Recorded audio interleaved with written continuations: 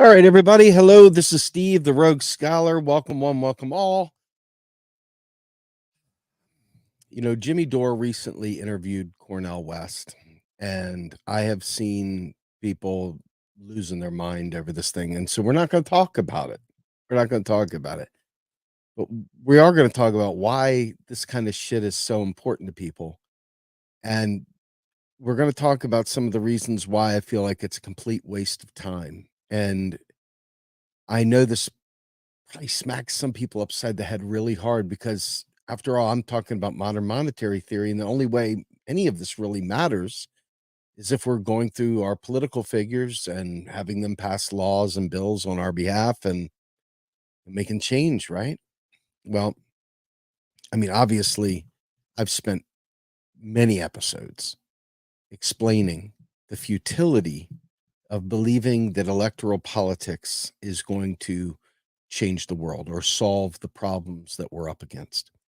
I've spent an inordinate amount of time doing that, but I want to try and break this concept down at a level that will help you, I hope, put into context what I'm saying. Okay. First things first, I always got to get this out of the way for the slow kids. I'm not telling you not to vote.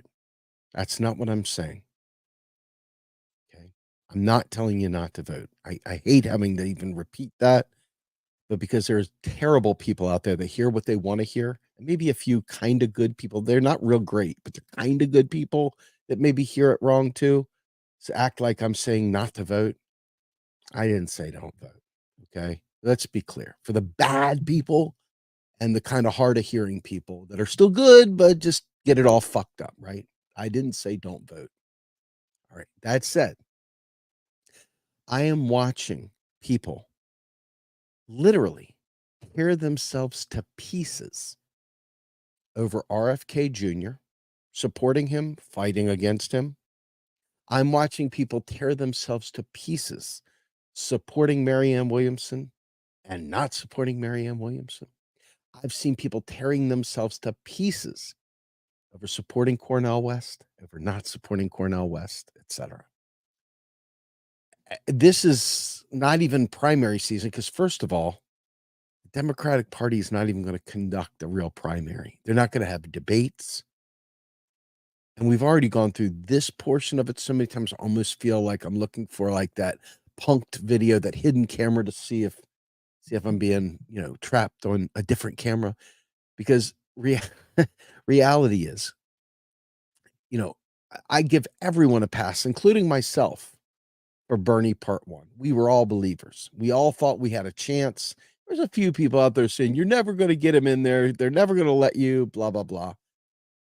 They proved it correct, right? They went to court to show you how they were going to block future efforts to primary what the establishment wants as its nominee. They've already shown you the playbook. They've gone through this in court. So this is not new.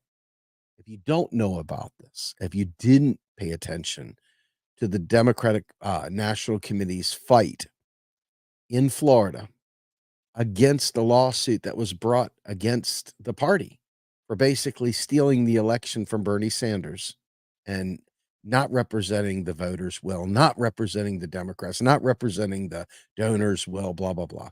But to literally see that they came through the door and they said, we're a private corporation. B, we have no responsibility whatsoever to even conduct a primary. There's no legal responsibility to honor the outcome, and we're not going to. We don't need to. We have no need to. Okay. That was after Part 1. We learned all that with Bernie Part 1. Then a lot of us who stuck with Bernie trying to get the messaging out there kind of acknowledged that, but kind of the other half of our brain wouldn't allow us to acknowledge that there was always somebody there trying to tell us that, oh, don't give up hope. Bernie's still true. Blah, blah, blah. Had nothing to do with Bernie's value or human traits or his positions on anything. Had nothing to do with Bernie Sanders whatsoever. It literally had everything to do with the system that he was trying to run for a nomination within. Okay.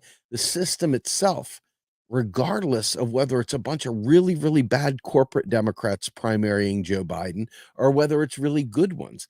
It doesn't matter. In the end, the superdelegates and just in general, the party as a whole has the right to choose who its nominee is, period. They can use the primary process if they'd like. There is no legal requirement under the sun for them to honor the outcomes. Now, if you don't understand that, I feel like you maybe are living in a very, very small, childish world. If that, what I said right there, didn't make you understand what I'm talking about, if that alone didn't penetrate your brain, then I'm very concerned because a lot of people are like you. If you didn't do it, I see a lot of people that still haven't grasped that the Democratic Party has no responsibility whatsoever.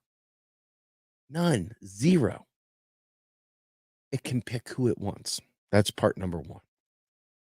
Number two is that when it comes to the national election, not only did you have no say so whatsoever in selecting who the nominee would be, but now you're going to go toe to toe with a fractured base, a group of people who literally thought they could door knock and phone bank and donate to get their candidate through the door, like Bernie. Now Marianne Williamson, now RFK Jr., etc.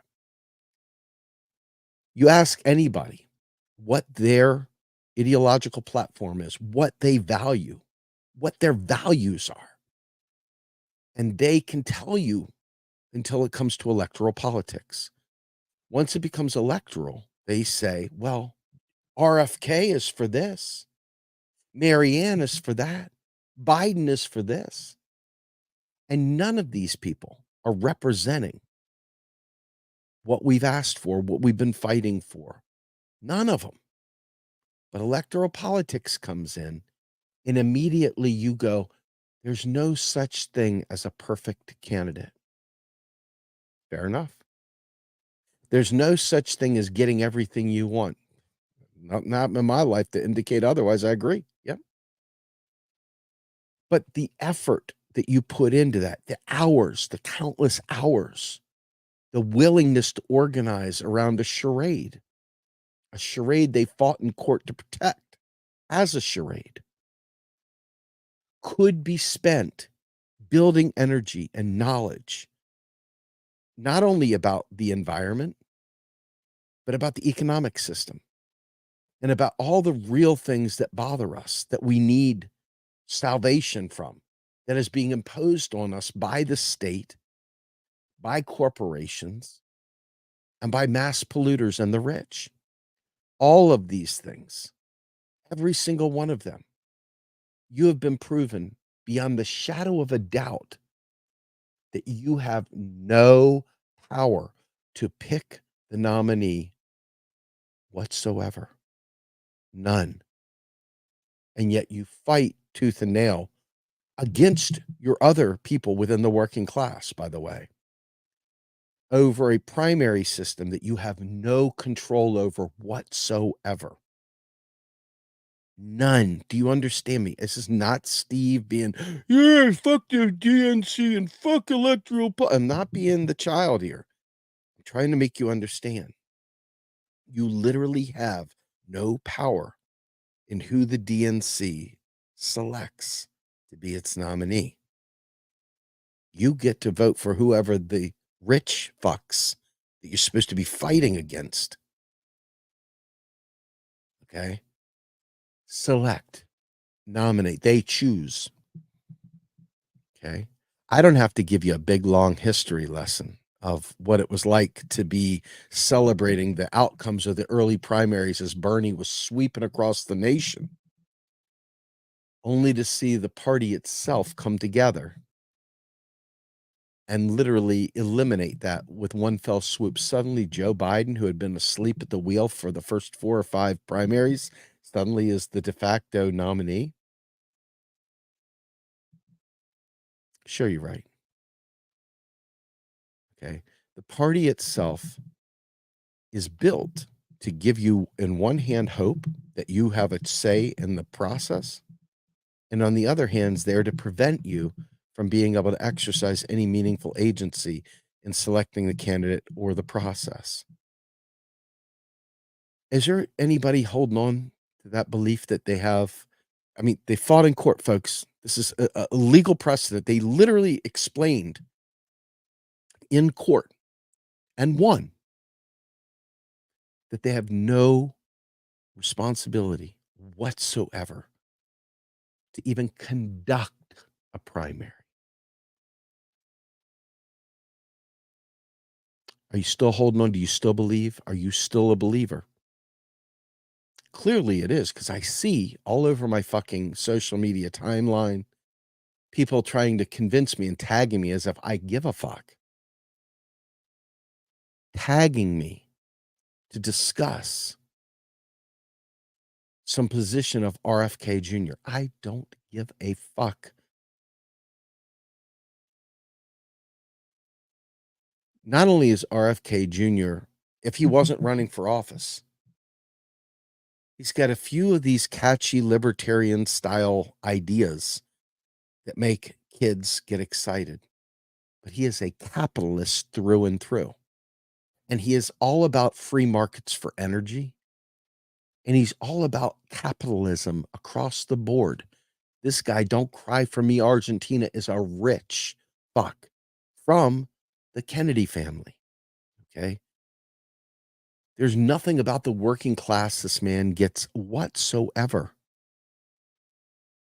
And when he occasionally gets something right, and you're like, yeah, right, you still have no power within the party to get him there. But now all of a sudden somebody's going to say, that's why we need a third party, Steve. We need a third party, Steve. Steve, we need a third party, Steve. Gosh, I've never been down that road before. I've just never been down that road before. Do tell me about these third parties. You can almost see that Captain Kirk meme. Tell me about a third party. It's like, gosh, if we can get them to 5%, they'll get matching federal funds, and then it's game on, baby. Okay. I think Ralph Nader did the best of the third party folks out there. But Jill Stein didn't crack. I mean, she did hardly anything. All of us were all in for Jill Stein after Bernie went down. We couldn't even get her close to that 5%, much less, I think it was like even 1%. Okay. For real. Like, I'm not making this up. It's not about good third party, bad third party, nothing, right? It's about how stupid the people that think they're voting for Democrats are, too. It's about all the dumb fucks that think they've got a chance to vote their way to salvation. Run around chastising people, splintering the working class over this facade, this fraudulent thing that you believe so deeply in your heart. Just believe you're going to vote your way there. You believe you're going to save the country from fascism by voting for Joe Biden. You believe. You just want to bring someone over and get them their warm milk and their cookies, tuck them into bed, give them a nice furry blanket, give them a stuffed animal to hold, and tell them everything's going to be okay in the morning. You just want to love them up because they're just such a naive child. Every step through this process is meant to keep you from ever uniting with your brothers and sisters in the working class. Every bit of this is intended to make you feel like they heard you. I feel your pain. I'm going to build a bridge to a new tomorrow. I'm going to build it for you, baby. I assure you, not one of us thought a free trade agreement with Mexico and Canada was going to be the jam, NAFTA. Not one of us thought a free trade agreement with Asia was going to be the jam. Not one of us thought that, but the Democrats did. Not one of us thought it would be a good idea to give insurance companies a handout through the Unaffordable Care Act but they convinced everyone that that was universal health care. But it was neoliberalism at its core, peak capitalism. But you felt it in your bones, your core. You're like, yes, yes, yes. But that's not what you want. That's not what you've stated. That's not what you've asked for. You asked for healthcare as a right. And you live in a country like many other countries, by the way, where healthcare as a right is the easiest thing in the world to have pulled off. Financially speaking, we could pay every doctor, nurse, phlebotomist, you name it, top dollar, and have a whole recruiting program to bring in more people to handle all the people's needs. No problem at all. There'd never be a person out of work ever because there would be so much work. They don't want that, and they're not doing that.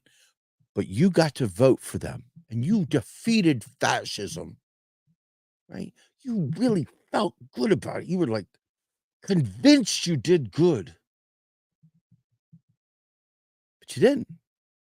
You just empowered, once again, capitalism to run our healthcare system.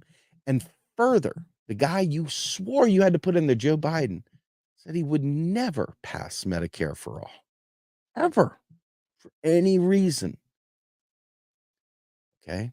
And Medicare for all, let's be honest, folks, is still fucking insurance. It's not healthcare as a right. It's not universal healthcare. It's not a national healthcare system. It's none of those things. Hey, let's get X Friedman the fuck out of here real quick. He doesn't have to stay here. There you go. Goodbye. Simple. The system itself does not allow us to vote our way through any of this. It doesn't allow us to do anything. In order to change that system, there needs to be a system outside of the system forcing change within that system. We need to be outside of it working together. But every step through this process, every fucking step through this process, there has not been a single mention from these electoralism people, these let's vote for Marianne, let's vote for Bernie, let's vote for RFK Jr., let's vote for Cornell. None of them. Because in order to get those things passed, you've got to vote for those things. You've got to be able to vote for them, and you've got to be able to have your vote count, and you've got to be able to make change within the system to be able to vote your way through that. You have not shown me any of that, period, at any time, ever, never. Not one time have you been able to do that.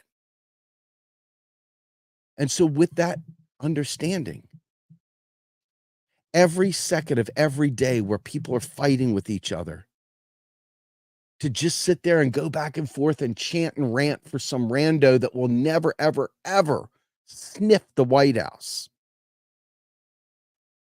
And for those that do get in, you think they're going to do good for you. They don't, and they won't, and they haven't.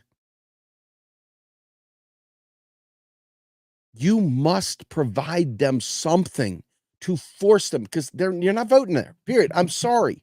I am sorry to burst your bubble. You are not voting your way to a Green New Deal. When did the Democrats last talk about a Green New Deal? Ask yourself this, folks. You have an existential climate crisis. And when's the last time the Democrats put a Green New Deal on the table? When's the last time they talked about a Green New Deal, my friends? Capital is running the show.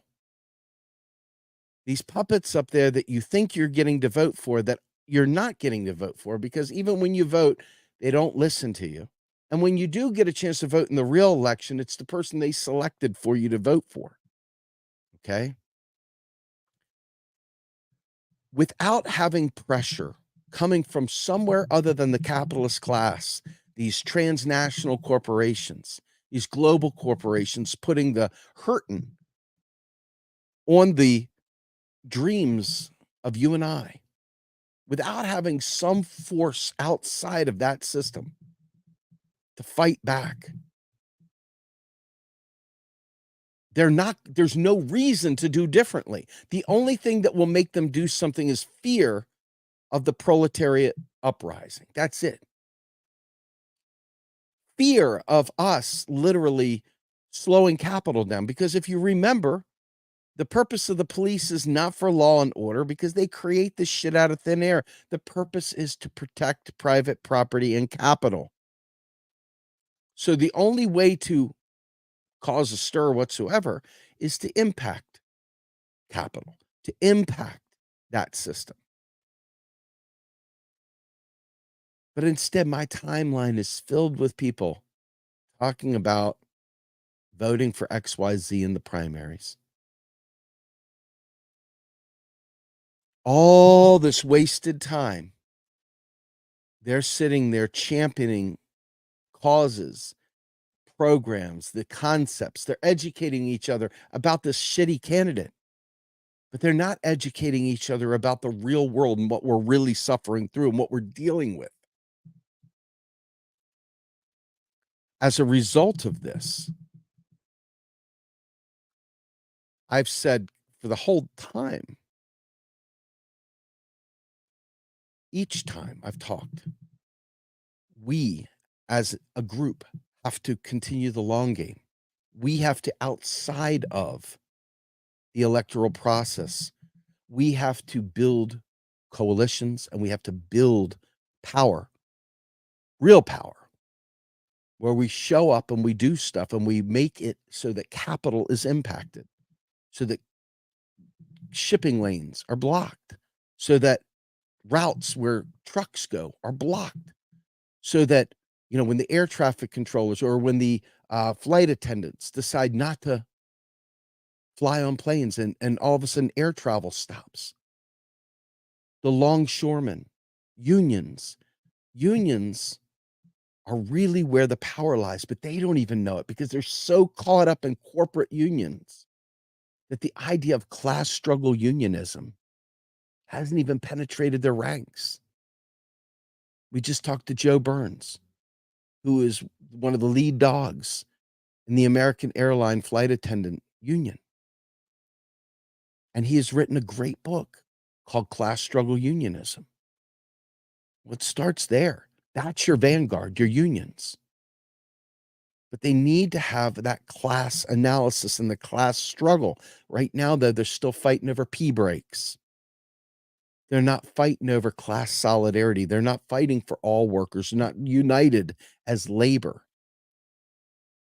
And we as people on the outside need to have a labor union of sorts for voters, for regular people, a vanguard for ourselves that works hand in glove with those unions and becomes absolutely a force to be reckoned with. Millions upon millions of people could do this. Because what's going to happen? You're going to have your electoral season. Everybody's going to get excited about random candidates. You're going to have an election. Nothing's going to fundamentally change. Everybody's going to break off because that candidate's no longer around.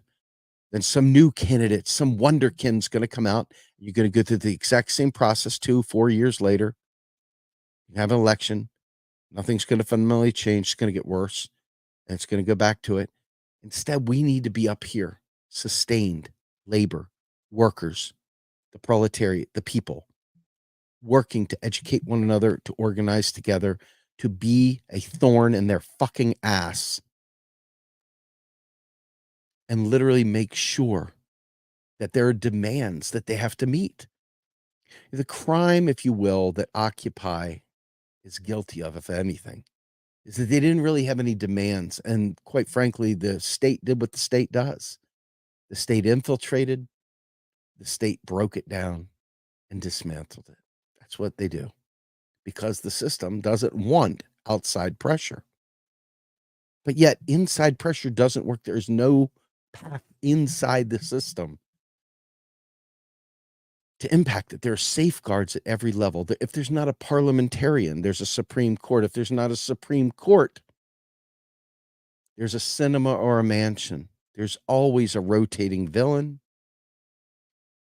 doesn't matter how pure your intentions are. It's not really an indictment on you. I guess the indictment, if you will, is the kind of like the kitty eyes, the child's glow, that like belief in the fairy tales and the tooth fairy and Santa and, fuzzy bunny rabbits that deliver eggs and shit. Okay. That's your electoral belief. And you go through and you'll spend the next 2 years talking about it. Oh man, we had this chance with Ralph Nader and just Chris Hedges doesn't always get economics right. In fact, he rarely gets economics right. But one thing he gets, and he does understand thoroughly, is that we're not voting our way to the promised land. We're just not. And that scares people. It scares people because that means shit. I don't know what's next. I know how to wake up in the morning, brush my teeth, put my, clothes on, go down to the polling station, vote, get my little sticker, put it on my forehead, take my selfie and tell everybody, "See, I vote." I know how to do that. That's safe. I know how to do that. I can do that. And so therefore that's the beginning and the ending of my political involvement, the beginning and the ending of my ability to work within a democracy, which voting has turned into a charade. Okay. I frequently tell people to go back and read Howard Zinn.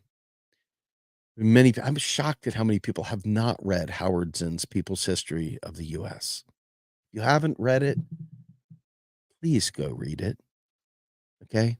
Also, right, like don't pause right between that. Read Howard Zinn's People's History of the US, and then immediately go over to Michelle Alexander's The New Jim Crow.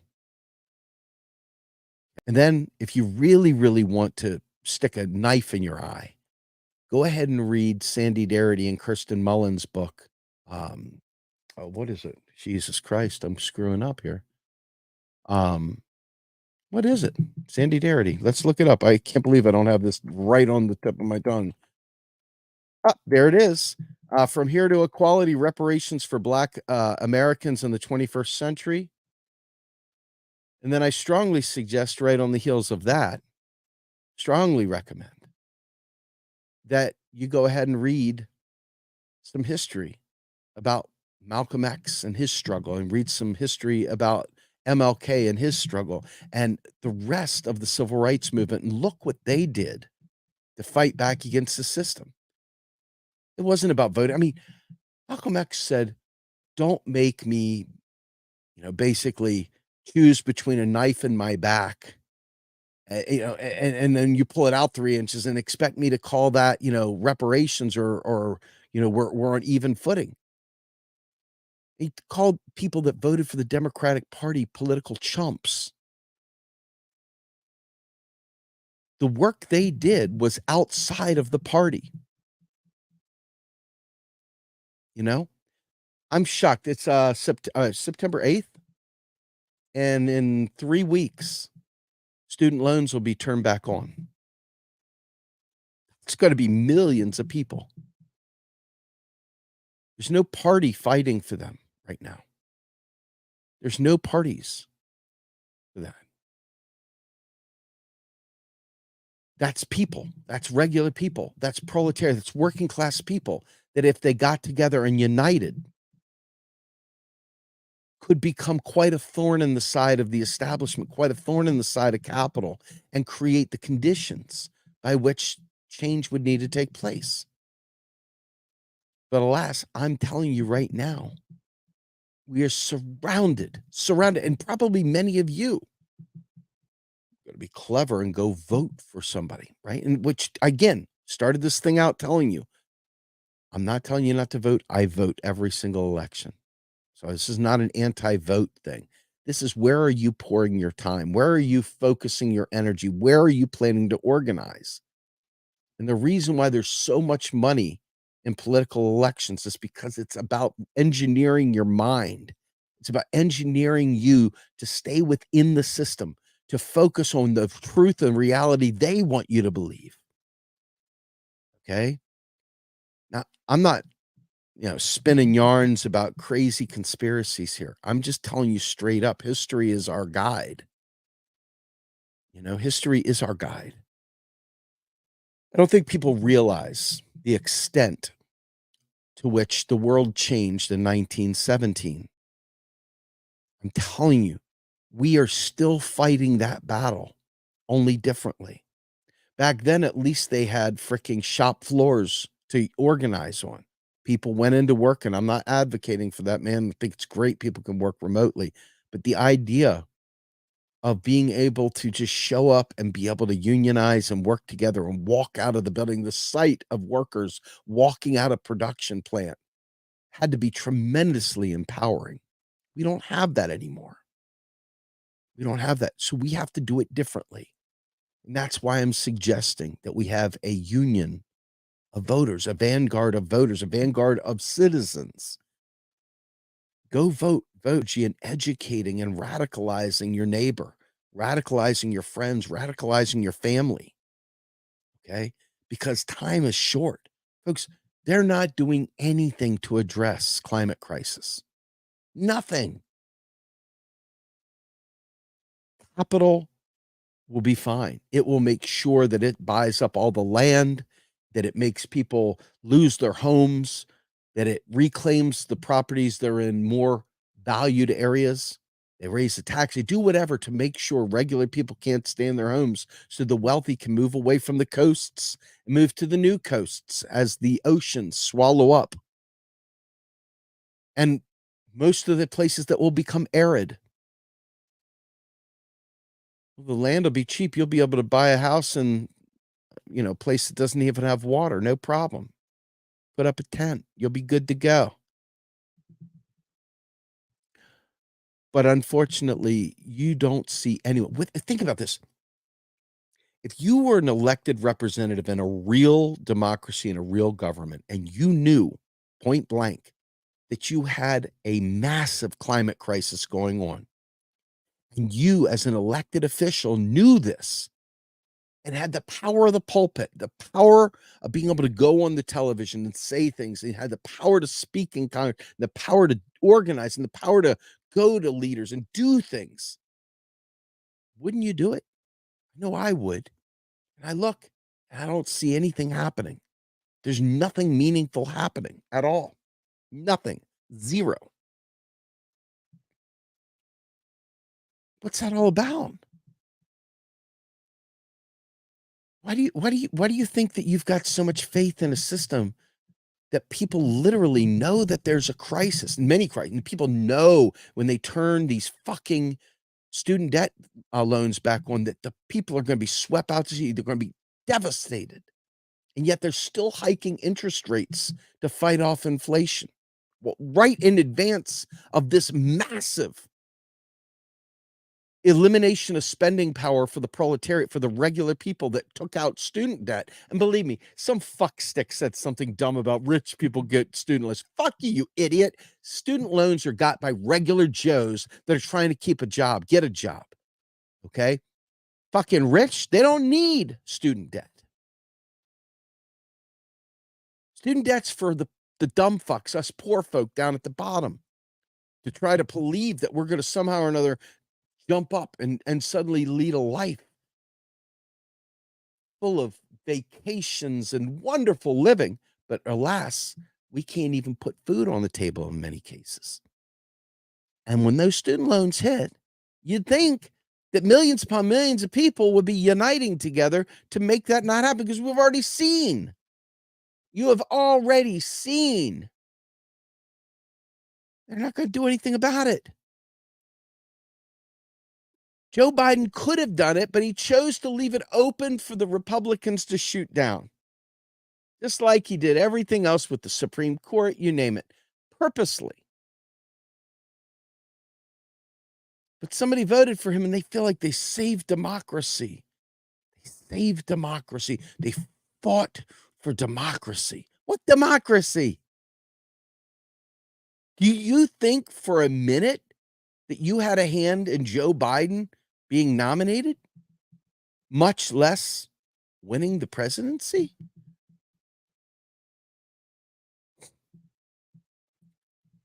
I'm looking at this and I'm saying to myself, it's scary to think about how bad off we really are. It's terrifying. It's really, really terrifying. Yeah, yeah. I'm not gonna say the Rick, sorry, but there's a comment that here, I'll put it up. Y'all can see what I'm saying. The rich are already buying up Maui, just like they allowed it to happen in Flint, Michigan, where they allowed venture capital to gut Detroit, take its museum, take everything out of it, and literally leave them to squalor. Same thing happening in Haiti. Same thing happened in Puerto Rico. After a while, you know, you voted for these people, folks. Why in the world are vulture capitalists, venture capital, vultures, these fucking equity firms coming in and tearing apart Detroit piece by piece?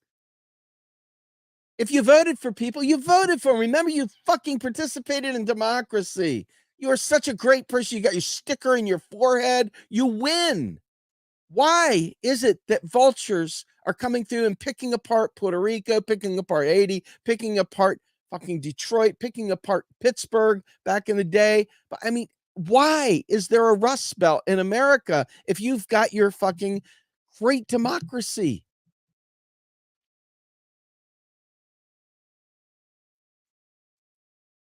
Who's Jason Hinkle? You combining Jackson Hinkle and Jason Hickle. Oh, Lordy. Anyway, I'm telling you, and I think the hardest part is that there is people out there that talk of revolution. They talk about doing these things. And I'm not here telling you that you do a revolution, because God knows it doesn't take much to look at the police state and the military and realize that you'd just be like running face first into I don't know, an industrial grader. I mean, we've allowed this to go on for so long, we may be past the point of no return on some. Yeah, I don't disagree with you, Dave, on this front. Revolution is a dead end, but so is your fucking pathetic electoralism. That's the problem. So you've got to do something different, unless you just want the same results, unless you've got a kid that you're willing to look at and say, you know what, I'm cool with you dying from climate crisis because I was so cool I had to vote. I just thought it was the coolest thing to just campaign for shitty candidates because that's the beginning and the ending of my fucking imagination and willingness to go beyond, right? Look at your kids. Say, I just love you so much. I'm going to let you die because I want to vote and I want to make this the be all end all, baby. Let's just vote for shit, right? Again, I've spent the last, I don't know what, 40 minutes explaining how foolish the concept of thinking you're voting your way to the right end is. And the parties themselves are the worst purveyors of squashing dissent, squashing anything that would push differently. Do you know there are more Democrats out there that believe that we have to reduce the deficit, that we have to raise taxes to pay for programs? More Democrats believe that than you will ever know. That is your voting body right there. So until you change that mindset, until you make them understand the country itself can spend as much as it needs for anything available for sale in US dollars and can never go broke. Until you explain that, and then you deal with all the idiots. When you fucking you print money and all of a sudden it'll devalue and whatever. And when people get off the petrodollar, shut up. Until we overcome the stupidity, we are dead, folks. Nina Turner, God love her. She finally said something that made sense the other day about the government is the creator of the currency. So it can't go broke. I was like, whoa, girl, get on. I'd almost given up on her. I mean, I have given up on her electorally because I've kind of given up on electoralism. But I was shocked to hear her say something so coherent in that respect. I mean, she says a lot of the other, like pull it out of the fortune cookie kind of tweets and statements and stuff like that. And if she gets up on her haunches, she can get you feeling some type of way, give you goosebumps and stuff. But that in a bag of chips gives you a bag of chips. She doesn't understand economics. She really genuinely doesn't. And she goes along with whatever economically illiterate flavor of the day is out there. How do I know? Because I follow her like crazy. I don't retweet her shit very often, but I watch because I want to see what kind of crap comes out of these folks' mouths. I had so much hope for Nina Turner back in the day. I really did. I mean, I was just gobsmacked when I met her for the first time, out in, what was it, in 2016 at the People's Convention with Jill Stein and others outside the DNC in Philadelphia. I was really stoked and excited, had tremendous passion for this woman. I thought, man, this is somebody who I could really get behind. But she literally intends and stays in this economically illiterate world when she has no reason to not get the economics right. This is my point. If nobody realizes how important it is, they will keep pushing capitalist-based austerity on every one of us. And they'll be doing it with your consent because, after all, you campaigned for them, you voted for them, you supported them, you shouted at anybody that had anything negative to say about Bernie, about AOC, about, the squad, about whoever. You don't give a fuck whether we win. You just want your, and then when you show the fecklessness, it's like, what did you expect them to do? There are only 5 of them, Steve. How could they have made a difference? And I turn and look and say, Joe Manchin, are you offering up seminars on how to make a difference in this fucking fake little theater of politics? Because you seem to solo act it and you're able to make an impact, Joe Manchin. How come these 5 fucking radical, progressive, socialist, blah, blah, blahs, how come they can't? How come they can't? I never understand why people don't put that together, but they don't. And it makes me sick in my stomach. Makes me rage. Yes, the hat says it all, doesn't it? Flipping the bird. This is my effing hat. If you go out there on Google, look or whatever, and look up effing EFFING hat, you'll find it. Anyway, long story short,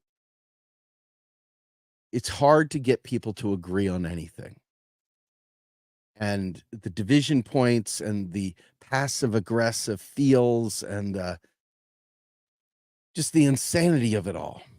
Okay. Desperation, you name it, causes people to have all these massive fault lines. This is why it's so important to have a class analysis and to understand what the working class, even though they've tried to carve us up into the middle class and the upper class and the elites and the poor and the this, anyone that works for a paycheck is the working class.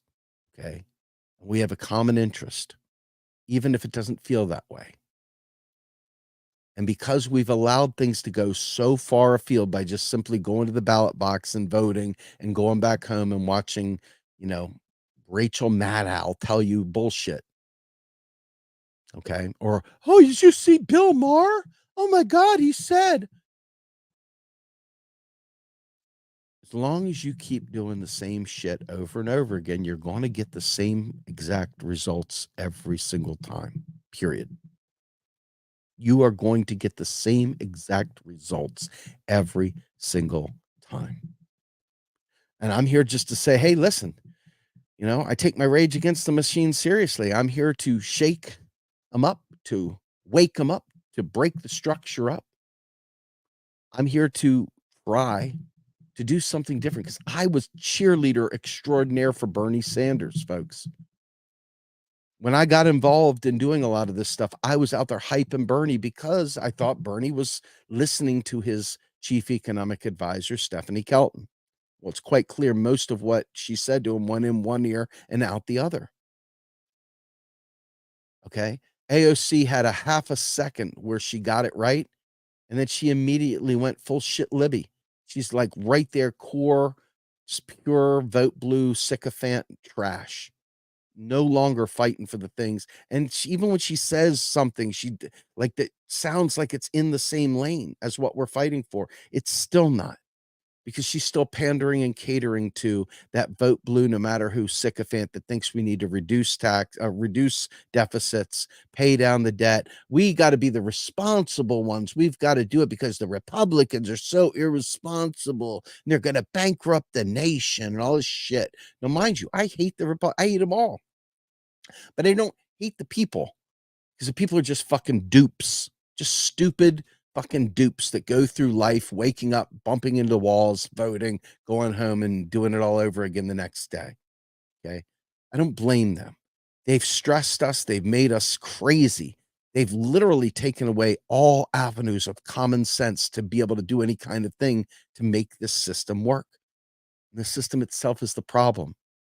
And we keep trying to wonder why everything is out of sync. You know, the tuning fork of our lives is the dissonance, like, right? We have no harmony because the system we're trying to pretend is there for us isn't really there. You know, if you know plate tectonics, you see the plates coming across and you see the one going under and the other going up. Our movement typically is like the plate going under. Yes, it's moving and lifting the other one up, but it's getting buried. Okay. It's getting buried for another million billion years. All right. But we are moving heaven and earth, baby. But we're really, truly just being suffocated every time we go into the system and try and use the system as if it's somehow or another there for us. It's not. There may be a few of you out there that are really honestly capitalist, meaning you own capital, you own the ability to own the means of production, you own the people, you hire the workers, whatever. There may be a few of you capitalists out there that are really, really moving, mountains. But most of you, I'm pretty sure, are not. Most of you are just workers. And you've been fucked by a system that has no intention of serving your needs. They've just extended slavery out to the rest of us, only differently, through open air prisons in this capitalist system. Some are calling it neo-feudalism. Michael Hudson calls it neo-feudalism. On Saturday, you're going to get to hear Bill Mitchell, who joined me for Macro and Cheese this week. And we talk extensively about how violent things are going to get. We talk about how grim the future looks because the very system we think we're supporting isn't there to support us. And there's so many fracture points that being able to come together is just too tall an order. That's why it's so important to be, to some degree, a class reductionist at some level. Okay. I am all about intersectionality, and I hate the fuckers that cry about the word woke. I want to beat the shit out of some of them, because the word woke has a very important connotation. It means people that are aware of the injustice, and they literally are aware of what's going on. That's what woke really means.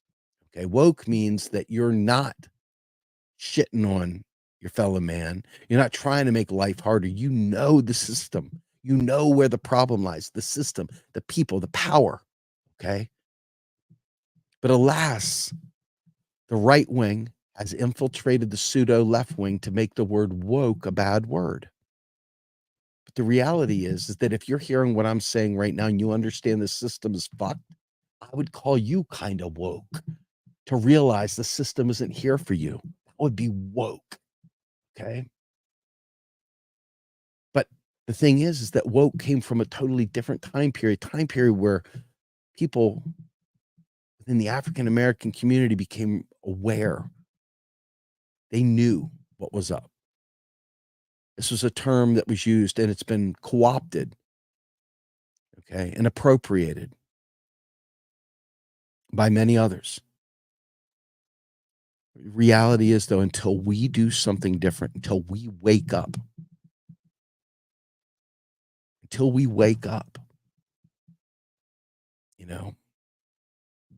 there is literally, and this is the saddest part of it, so many more of them in terms of people that are just going to vote and go back to sleep. I try to explain to people, and I'm not here to tell you that I give a shit about Trump or Biden in this sense, but the idea of the way people interact with one another, right?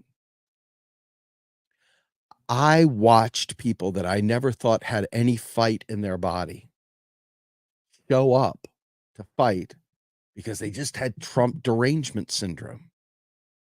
Trump being in the White House unified people more than it ever unified them in the past.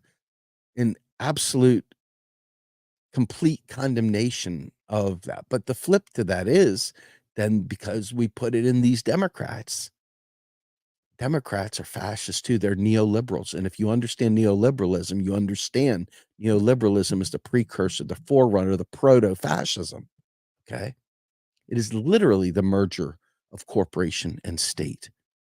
It is literally using that. And so the idea that the Democrats are these good guys just shows me how fucking far we have to go for anybody to wake the fuck up. I'm serious. I talk to friends and I'm like hearing the shit and I'm like, what the fuck, man? Were you born like in like yesterday? Are you still a child?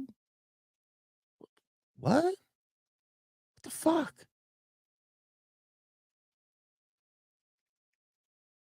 Anyway, so the point I'm making here is vote. I'm not telling you not to vote. Do your vote, but where you put your energy should be going towards educating and uniting outside of that party. Instead of pouring yourself into phone banking and door knocking for shitty candidates, listening to all that, the people with the big smiles. Hey, I'm with so and so. Are you going to vote on Sunday? Can we count on your vote? Instead of pouring all your fucking energy there, pour your energy in learning that the government itself is starving us intentionally, not spending on the people. It is intentionally doing it when it could literally do it all and doesn't and chooses not to. Until you educate and radicalize your fellow neighbors and friends and family, etc. Until you start showing them the warts on the Democratic Party as well, instead of going, but what about Trump? I can hear people that I love say, but what about Trump? I want to just go, Jesus Christ. How many times can you repeat kindergarten, folks? We need people to wake up and grow up and recognize, vote. Again, normies, vote, vote, vote. Please vote, vote, vote. But realize that your energy cannot be in just electoral politics on your candidates.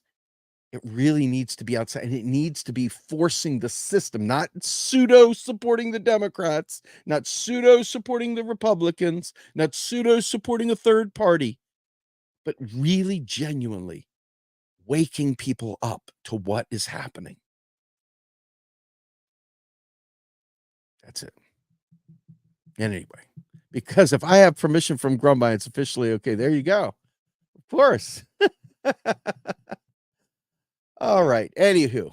All right. With that in mind, I am Steve Grumbine. I am the Rogue Scholar. Saturday, tomorrow morning, 8 a.m., you will have a great podcast with William Mitchell, who is one of the original developers of modern monetary theory out of Australia, frequently not talked about enough within MMT circles, needs to be talked about a lot more because he's the closest one to us from that ilk in terms of pushing for the things we're pushing for. Um, I think Bill's been a little jaded too over the years, and you'll hear a little bit of his jadedness in the podcast tomorrow. But we get down to brass tacks. We're talking about, does MMT support degrowth? And he says, Steve, MMT is a lens. It supports it all. The real issue is, what are your values? That's why I started this whole show today off. What are your values? Because these politicians don't represent them. But with an MMT lens, you know how easy it would be to solve the problems that are facing us. Until we get smarter, until we choose a different place to pour all of our extra time in, until we start really committing to waking people up and shaking up the system, and then mobilizing. We'll get to that another time. Today was really primarily targeted toward the futility of working in a system meant to crush you. Anyway, I am hopefully going to get my voice back because it feels like I'm losing it, but I'm out of here.